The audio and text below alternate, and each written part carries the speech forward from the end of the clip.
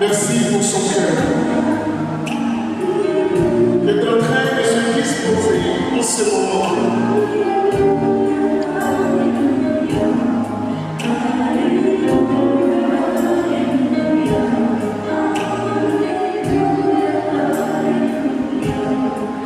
Ce soir, mon frère, ma soeur,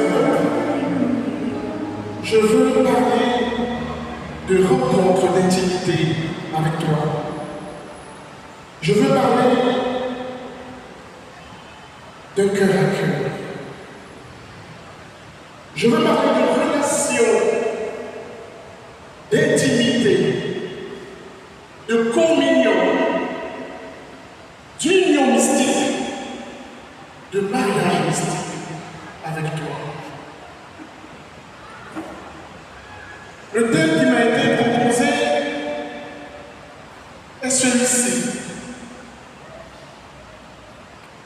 Mais celui qui boira de l'eau que je lui donnerai n'aura plus jamais soif. Au contraire, l'eau que je lui donnerai deviendra en lui une source jaillissante en vie éternelle. Cette parole a été donnée par Jésus à une femme, la Samaritaine. Elle a été donnée à un moment bien précis. Elle a été donnée à une situation bien précise. Dans un contexte bien précis. Comme cet après-midi, cette parole est donnée également. Dans ce que tu es, dans ce que tu portes, dans ce que tu exprimes en ce moment.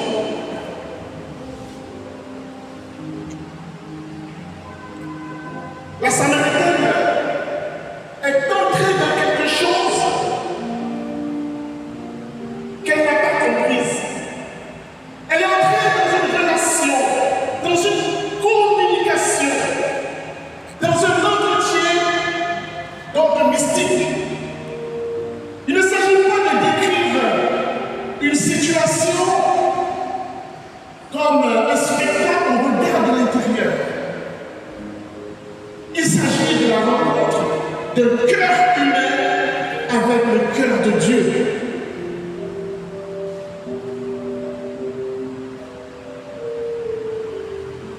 La Samaritaine, ce soir, c'est toi et moi.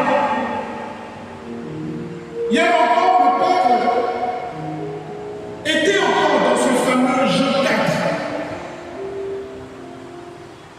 Et certainement, il y avait encore une dimension de relation. La Samaritaine était une femme qui vit dans une communauté d'hommes et de femmes. Et il nous a dit que c'est à midi qu'elle sort de sa maison pour aller au puits de Jacob.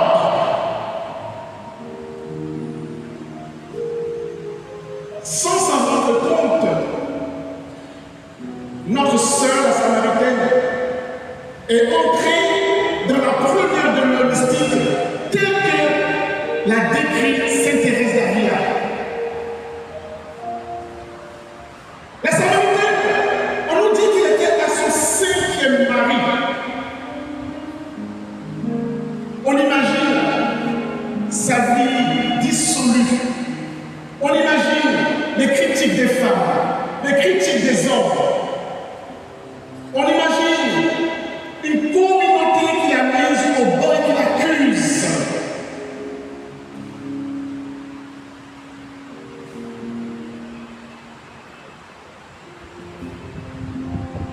Qu'est-ce que tu traverses en ce moment?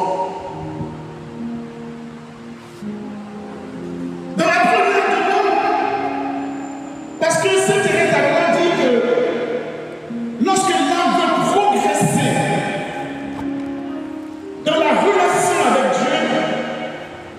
il y a 7 étapes.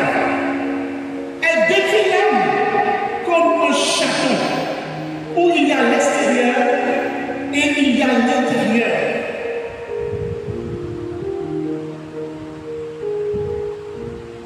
Il se trouve que Jésus s'est positionné exactement là où lui, il lui avait donné rendez-vous.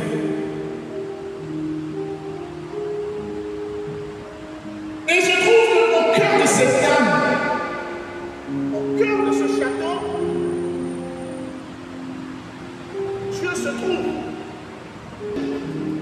Et au cœur de ce château, il y a un cristal. Et dans ce cristal, il y a Dieu. Autrement dit, dans chaque âme humaine, Dieu se trouve. Et c'est Dieu qui fait le premier pas. C'est Dieu qui attire ton âme à lui afin de pouvoir l'épouser. C'est Dieu qui attire ton âme. C'est Dieu qui entretient, qui lance le premier appel d'amour. Mais pour cela, il faut qu'il t'isole. Parce que dans la vie mystique, dans la vie religieuse, il te faut un temps de solitude, de silence et d'obscurité.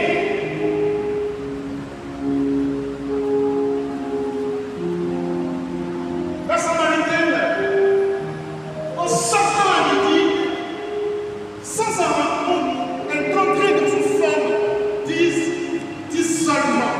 Elle avait besoin d'être seule. Elle avait besoin de ne pas avoir de commérage, de bruit autour d'elle. Mais elle est venue telle qu'elle est. D'oser, au cœur de tout ce que tu veux, à l'intérieur de toi, comme à l'extérieur de toi, tu as besoin d'un moment où tu t'isoles. Tu as besoin de sortir du groupe. Tu as besoin d'être seul. Tu as besoin de silence pour faire une rencontre personnelle. Et c'est ce qui s'est passé pour notre sœur samaritaine.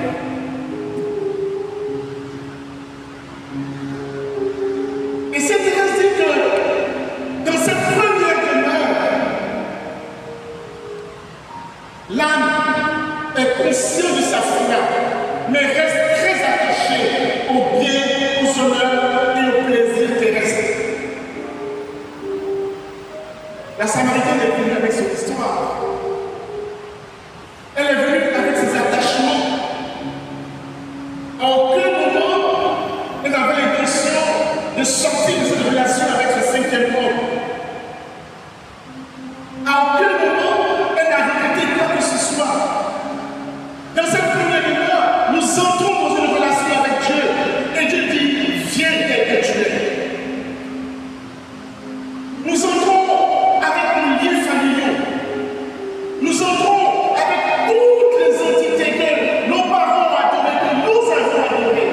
Je dis, viens, entre, je t'appelle de l'intérieur de toi.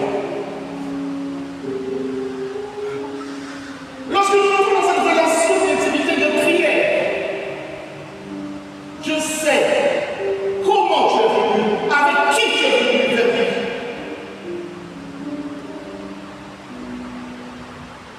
Il connaît tes attachements. Il sait que dans ton âme, il y a des puissances qui ne sont pas équilibrées. La parole dit que lorsque le Seigneur a semé le bon grain, le malin la nuit a semé l'hiver. Il sait bien que dans chacune de nos âmes, tout a été perverti. Un grand nombre de choses ont été perverties.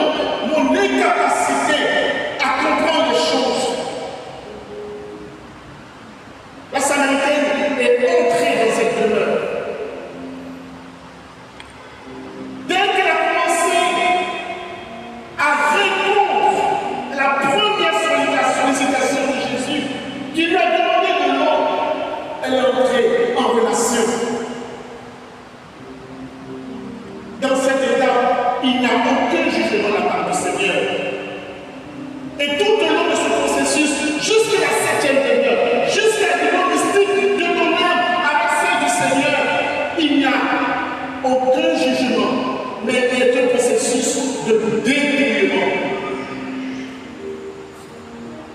La Samaritaine est entrée avec trois, je dirais quatre passions de son âme. La première passion, c'est la peur que nous avons eue, mais qui a été pervertie. Parce que cette peur devait être la crainte filiale. Deuxième passion, la souffrance. Au lieu de souffrir pour le Seigneur, nous souffrons pour des choses qui n'ont rien à voir avec lui. Nous avons l'espoir, la passion de l'espoir, qui devait pouvoir être espérance. J'en ai cité trois.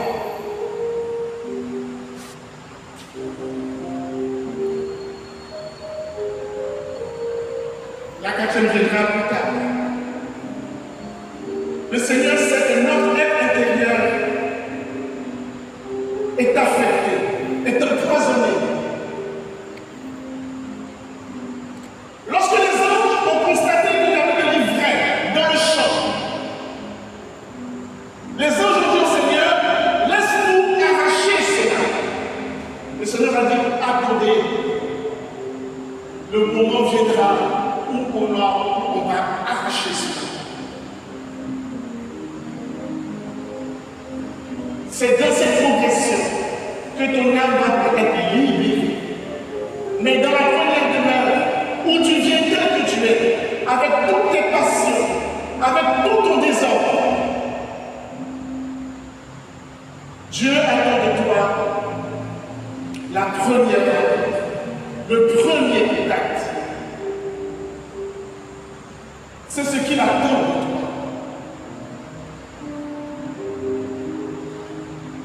Alors ne fais aucun jugement sur toi-même. Parce que Dieu te connaît. Dieu te connaît. Mais il te dit, laisse-moi faire. Laisse-moi faire. Car je connais ce que je suis en train de faire. Car je sais ce que je suis en train de faire en toi. C'est moi qui t'ai créé. C'est moi qui t'ai désiré. C'est moi qui t'ai voulu. Et c'est moi qui vais te libérer. Parce que j'ai un projet de communion avec toi.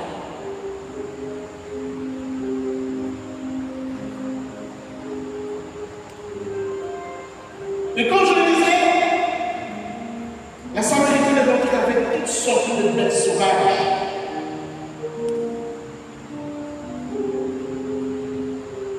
La distraction, les tentations et les péchés humains. Le Seigneur sait que dans cet état, l'âme est fragile.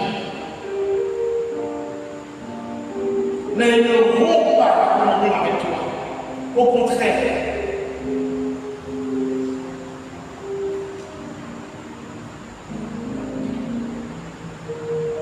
tu fais partie d'un groupe, c'est une très bonne chose. Mais prévois le temps où tu te sépares de ce groupe, où tu t'isoles, où tu te mets à part pour entrer en relation. Parce que Dieu cherche l'union de ton cœur à son cœur. Mais pour comprendre cela, tu as besoin de t'isoler.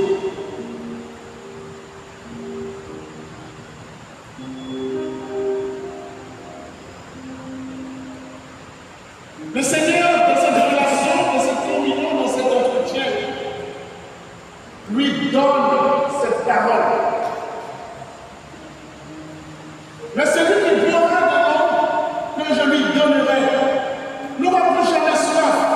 Au contraire, l'eau que je lui donnerai deviendra en lui une source jaillissante en vie éternelle.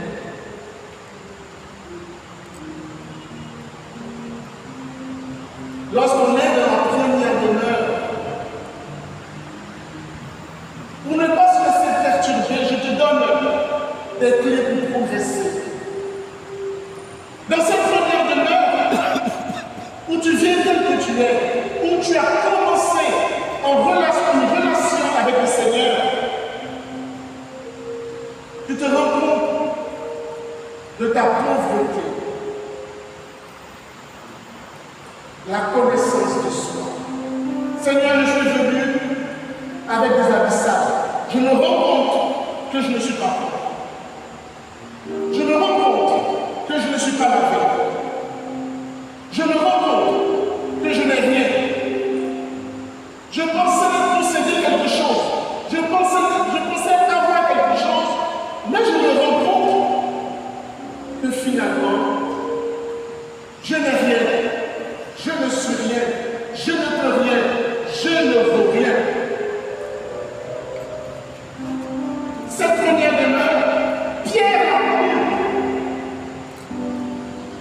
Lorsque, sur la barque, Jésus a dit, lancez votre filet de ce côté droit. Et que Pierre a obéi, et qu'il a retiré ce filet, et qu'il a eu autant de poissons, mais qu'il ne l'espérait pas. Il a regardé Jésus et il a dit, éloigne-toi de moi parce que je suis pécheur.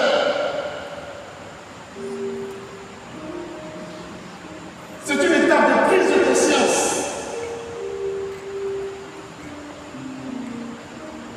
Je suis pécheur. Toi, l'autre de mon âme, qui me désire, qui me veut, je ne suis pas digne de toi. Le Dieu qui habite ton âme, c'est lui l'époux. Et ton âme est l'épouse. Le Dieu qui habite ton âme a su te donner les habits de noces pour le mariage spirituel. Mais il a vu ce que l'adversaire a fait. Ce que l'adversaire a fait. Mais pour vivre la vie de cette épouse, il te faut retrouver ton état initial.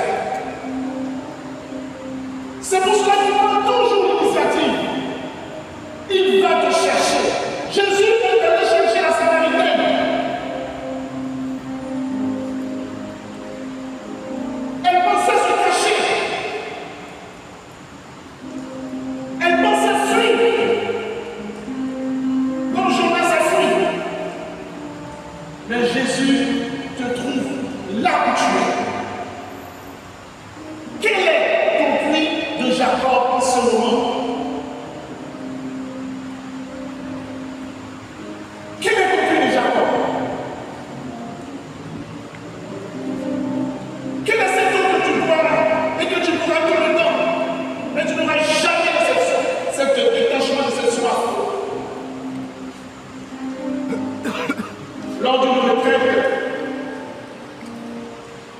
le père priait pour une sœur. Et la sœur, le père disait, elle avait encore la main sur le cercueil de son père. Voilà le puits de Jacob, cette sœur. Elle ne bougeait plus. Elle était figée. Jésus l'a rejoint. Jésus a pris l'initiative de l'amour pour faire progresser son âme. Pour dire, regarde à moi, regarde à moi. Enlève ta main de ce cercueil. Quelle est ta souffrance qui continue de te faire souffrir? Une souffrance qui n'est pas orientée vers le Seigneur, qui ne te pousse pas à prendre la croix. La vraie croix.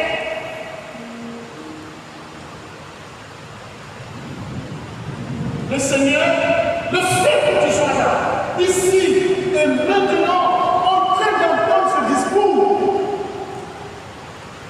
est en train de te dire, je te mets à part, je t'isole, je te fais sortir pour parler à ton cœur,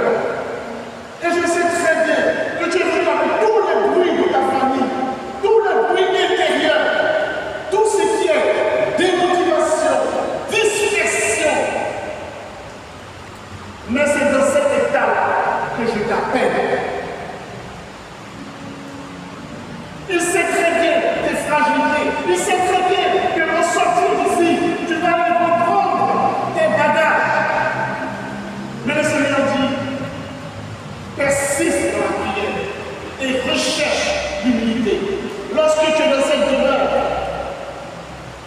tu te rends compte de ta pauvreté et tu dois te dire, je me rends compte, Seigneur, que je suis pauvre et que je n'arriverai pas sans toi. Et le Seigneur t'invite à persévérer dans la prière. Ne coupe pas la relation. Ne dis pas, c'est vrai, je suis encore attaché. C'est vrai, mon péché revient. Je n'arrive pas à sortir de là. Mais continue à prier. Parce que Dieu ne t'a pas chassé de sa présence.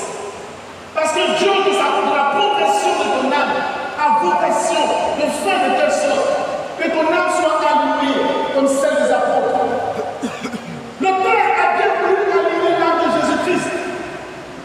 Le Fils a bien voulu aligner l'âme de Pierre, de Paul, de Jacques, de André. Il faut que nos âmes soient alignées. Nous devons faire partie de la communion, de la Trinité sainte.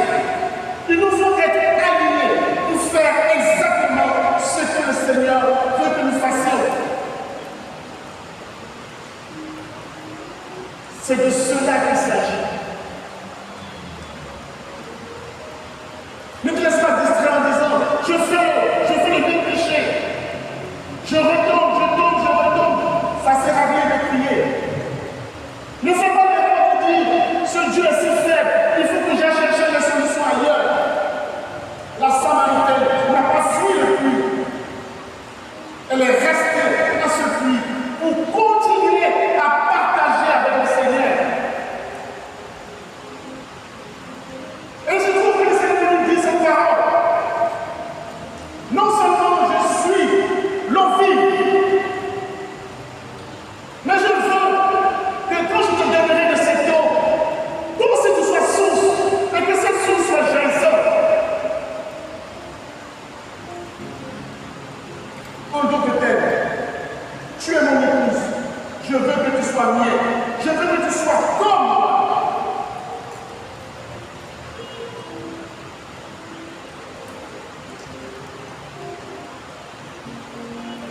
Le Seigneur a fait un appel. Malgré tous les bruits de la première demeure, malgré tout ce à quoi tu n'as pas encore renoncé, Dieu te donne une parole. Malgré le fait que la Samaritaine n'est pas encore quitté son 5e mari, Dieu te parle dans ton état de pauvreté, dans ce que tu n'as pas encore coupé.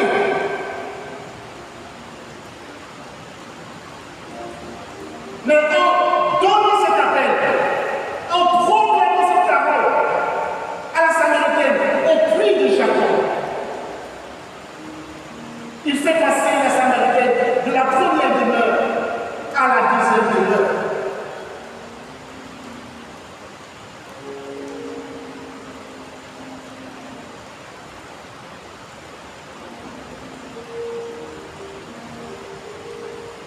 Dans la 2e demeure, telle que décrit Sainte Thérèse d'Avila, c'est une étape où l'âme continue la communication avec le Seigneur. C'est une âme qui a su entendre l'appel du Seigneur. C'est une âme qui a su saisir cet appel.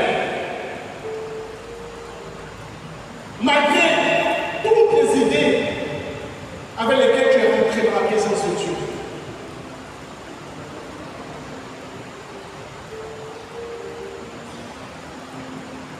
La Samaritaine a dit à Jésus, mais ce puits, c'est le puits de Jacob, c'est le puits de nos ancêtres. Tu ne peux pas faire mieux.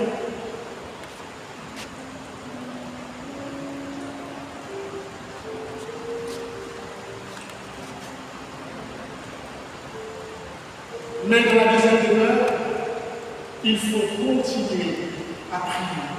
Ne romps pas la relation. Parce que tu es en train de progresser. De plus en plus, l'humilité d'entre-là.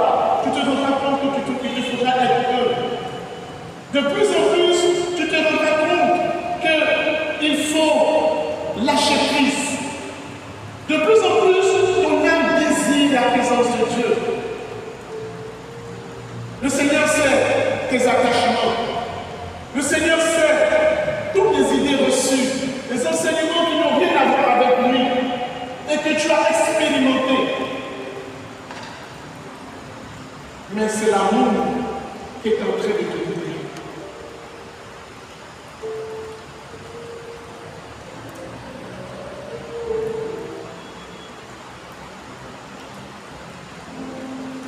N'hésite pas, dans cette étape de ton âme, à poser la question au Seigneur. Je ne comprends pas ceci. Je n'arrive pas à comprendre cela. Il faut que tu demeures dans un dialogue.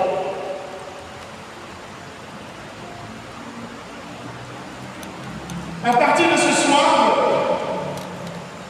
je voudrais que tu puisses savoir que nous sommes dans une religion de l'intériorité.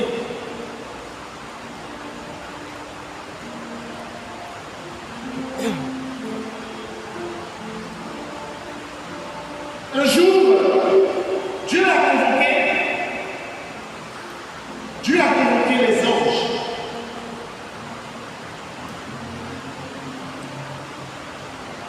Et il a dit, je veux me cacher des hommes. Qu'est-ce que vous me proposez? Certains disent, Seigneur, cache-toi dans le ciel. D'autres on dit, cache-toi dans la montagne. D'autres on dit, non, cache-toi dans le soleil. Cache-toi dans les arbres. Chacun a donné sa proposition.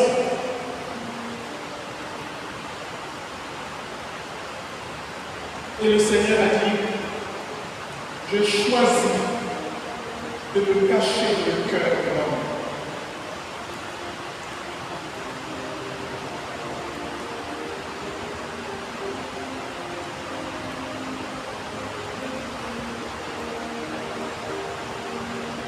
Pour trouver Dieu, il faut fermer les yeux. Pour trouver Dieu, il faut s'isoler. Pour trouver Dieu, il faut être dans le silence.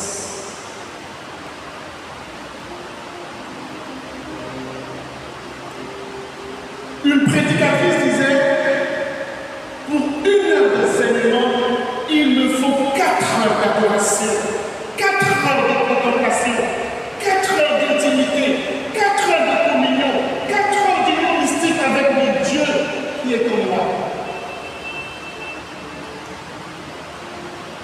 Pour entrer dans mon groupe de prière et pour être servi de tes frères et sœurs,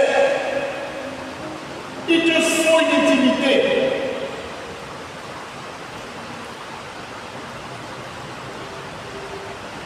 Il faut pouvoir progresser. Il faut dire oui à Jésus.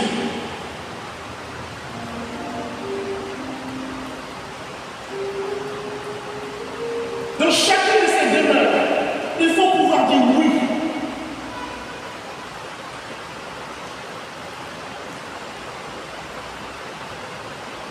Et c'est ce que la Samaritaine a fait.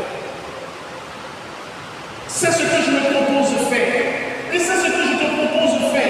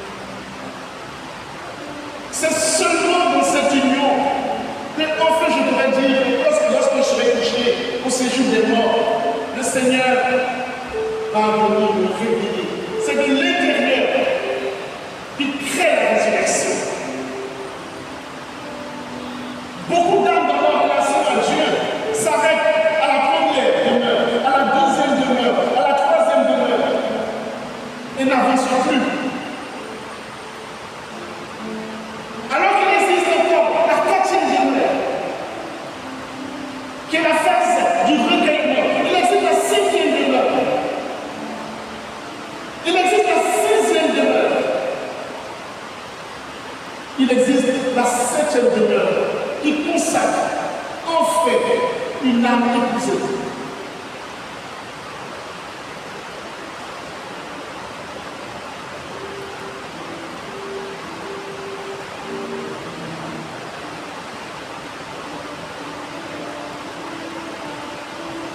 Lorsque Jésus a proclamé cette parole de cette source d'eau vive, de cette source d'eau vive jaillissante, la Samaritaine a commencé à bouger.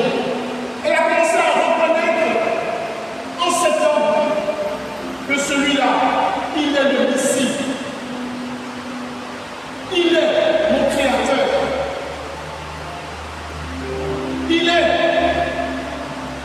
celui que je reconnais. Parce que quelque chose bouge en moi. Cette irésie est conseille que lorsque nous sommes dans cette demeure, il faut rester seul. Et elle demande qu'à cette étape, tu puisses commencer à chercher des personnes qui pensent comme toi, qui désirent comme toi, qui désirent Dieu, qui pensent et qui vont te faire progresser.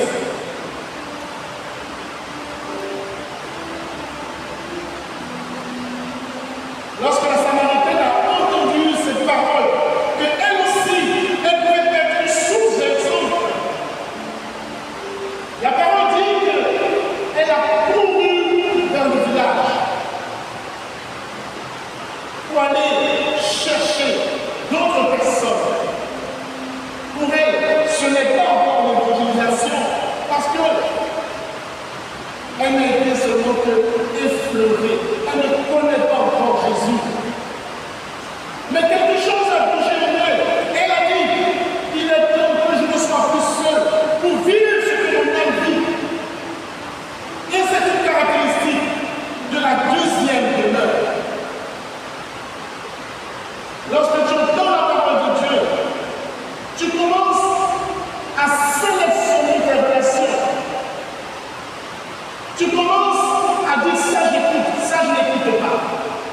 Ça je regarde, ça je ne regarde pas. Ça je dis, ça je ne dis pas. Ça je touche, ça je ne touche pas.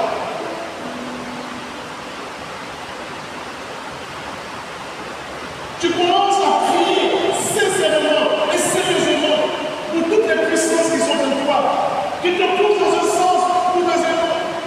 Seigneur, je te donne ma volonté. Parce que cette volonté que j'ai, voilà comment elle m'a conduit.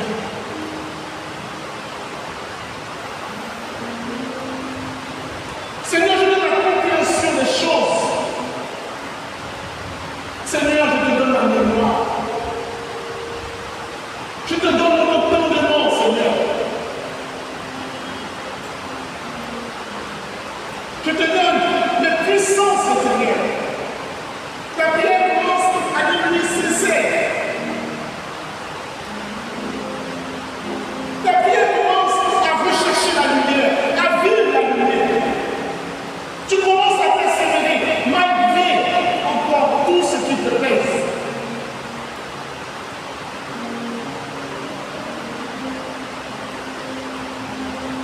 La Samaritaine, en quittant le puits,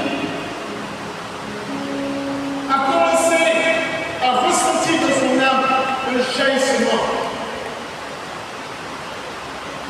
Elle a commencé à rechercher de nouvelles relations qui l'a fait grandir.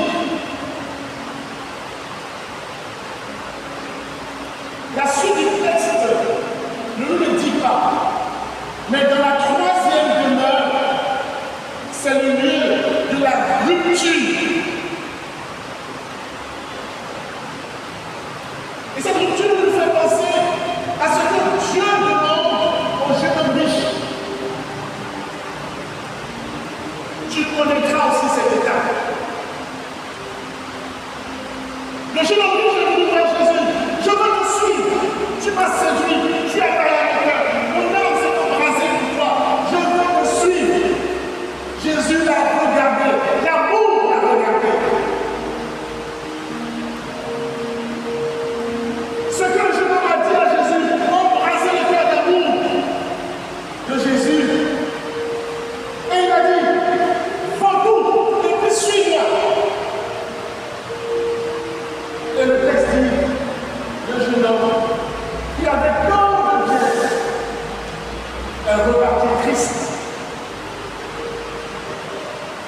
Si le texte nous avait continué à nous parler de la vie de la Samaritaine, on nous aurait peut-être dit que la Samaritaine a quitté son cinquième mari. Elle a coupé.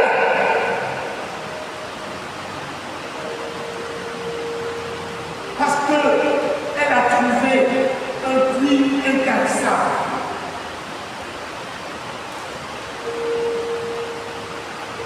Dans cette demeure, le Seigneur viendra te dire, il faut couper, il faut te détacher.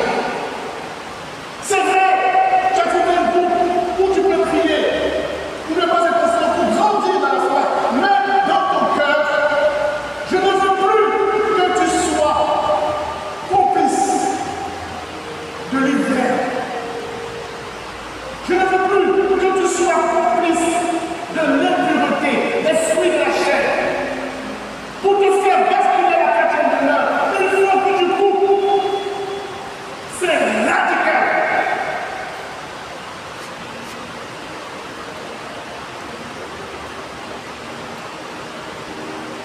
Un frère me disait,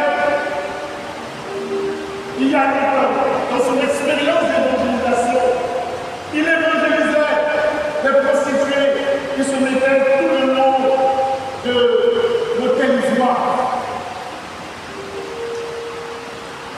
Et il disait à la dame, à la sœur, il faut quitter la prostitution. Parce que Dieu ne veut pas que tu sois dans la prostitution. La parole a touché la sœur. Elle s'est assise. Elle a enlevé son maquillage. Elle a enlevé sa perruque. Elle a dit, je quitte. Beaucoup de témoignages, souvent de femmes fragilisées par la situation sociale, des femmes d'hommes mariés, qui payent leur maison, qui payent leurs études, qui les entretiennent. S'ils arrêtent de le faire, c'est la misère. Et puis Dieu te dit, quand tu le suis. Quand cette étape arrive, il faut te positionner. Sinon, ton âme restera figé.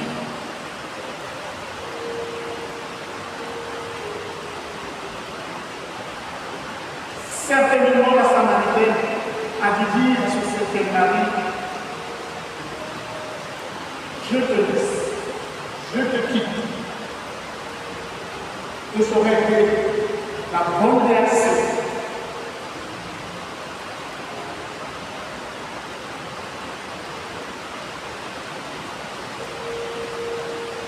Alors ce soir, mon frère et ma soeur,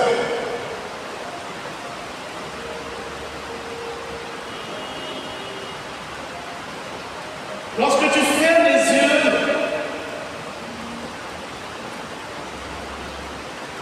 et que tu te poses la question, en quel état se trouve mon âme aujourd'hui?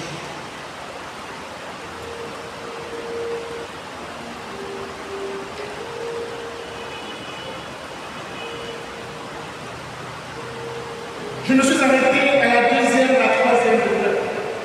Ce sont les demeures ascétiques. Ce sont les demeures où tu fais l'effort de répondre au premier appel. Mais sache qu'à partir de la quatrième demeure, la cinquième demeure, des demeures de transition, Dieu prend le relais, c'est lui qui fait. Le Seigneur veut nettoyer ton être intérieur.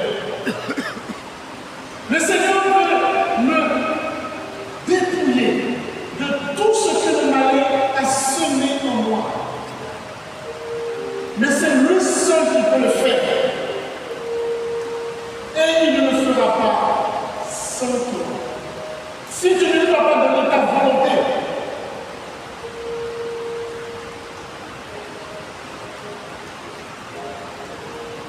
depuis le premier enseignement qu'a commencé par le Père jusqu'à celui d'hier, il ne s'agit que d'intériorité, de relation avec Dieu.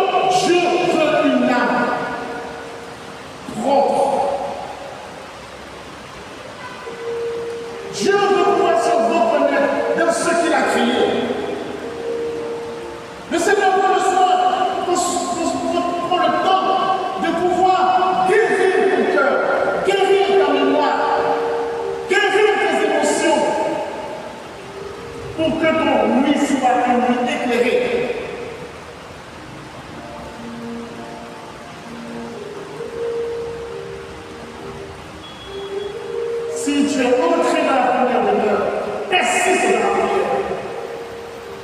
N'aie pas peur de te mettre seul. N'aie pas peur du silence. Souvent, nos frères et sœurs disent, lorsque je viens à l'adoration,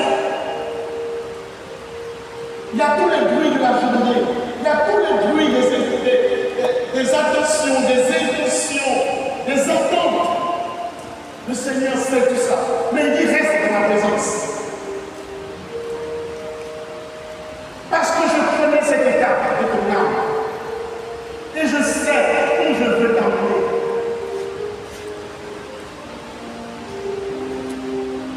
Alors je vous propose de fermer les yeux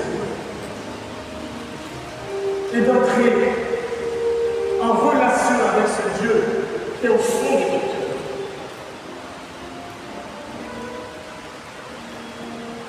Comme la Samaritaine, pardonne-moi.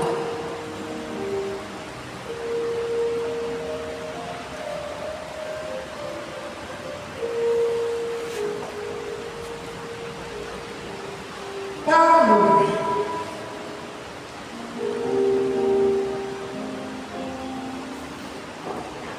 Parle-lui de tes blessures, de tes attentes. Dis-lui que Jésus, tu m'as séduit et je suis en train de me laisser séduire. Dis-lui que tu m'as déjà épousé, Jésus. Il s'agit pour moi de vivre cet amour, de vivre cet épisode, de vivre ce mariage.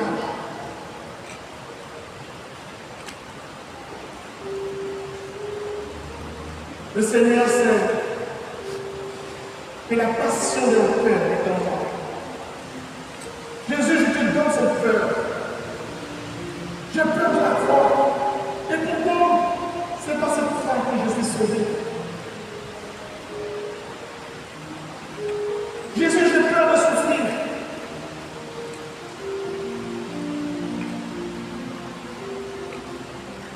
Jésus, j'ai mis mon espoir en cet homme, en cette situation, en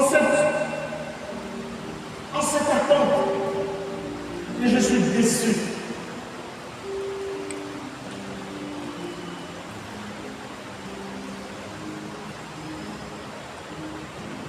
Et il te dit, je sais tout ça. Je sais le mal que l'ennemi t'a fait, mais je t'aime. Et je suis le seul capable de te laver, de te purifier, de te sanctifier.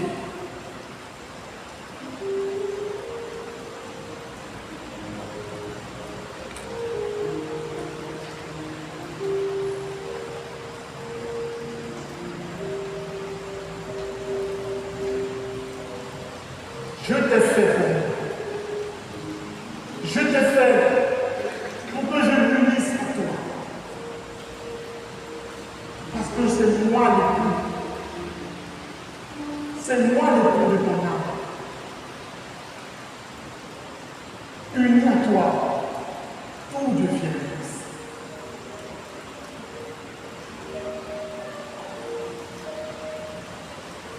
C'est mon histoire.